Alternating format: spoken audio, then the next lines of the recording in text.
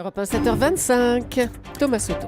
Entre les tergiversations sur la Syrie et un G20 qui s'ouvre jeudi en Russie à Saint-Pétersbourg et qui s'annonce particulièrement tendu, François Hollande va avoir droit à une petite parenthèse dans son agenda. Ça va se passer mercredi.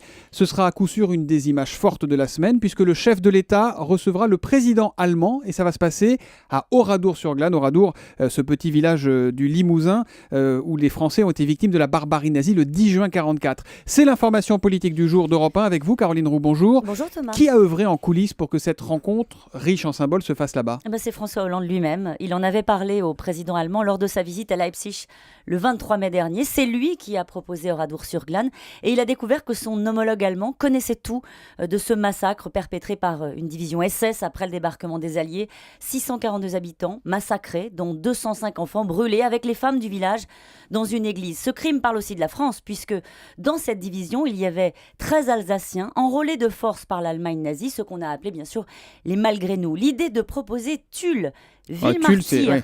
C'est un peu risqué parce que c'est un peu sa ville. Il aurait été accusé de récupération politique tout de suite. Exactement, mais ça a quand même effleuré l'idée de François Hollande. Mais pour ces raisons que vous évoquez, il a évidemment choisi à quelques kilomètres de là, Oradour-sur-Glane. Alors, vous le voyez bien, ce qui est l'ambition de François Hollande, c'est de refaire un peu cette image qui a marqué les esprits, celle de 84, Kohl Mitterrand. Main dans la main. Exactement, c'était d'ailleurs ce que souhaitait atteindre François Hollande. On verra les deux chefs de l'État, seuls, côte à côte, dans l'église en ruine où s'est déroulé le massacre. Alors, au-delà du symbole, est-ce que vous pouvez nous dire, Caroline, quelle est l'arrière-pensée de cette rencontre? Alors, le chef de l'État est en quête de symboles pour inscrire son quinquennat dans l'histoire de France. Dans un pays qui se cherche, ce n'est pas trop.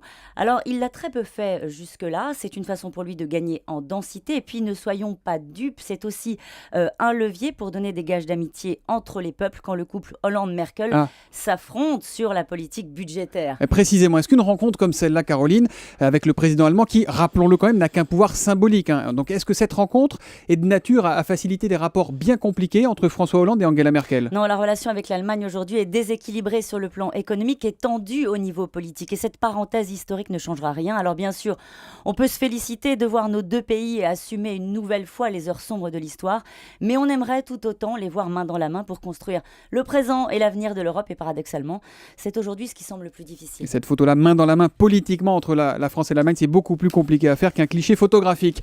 Merci Caroline.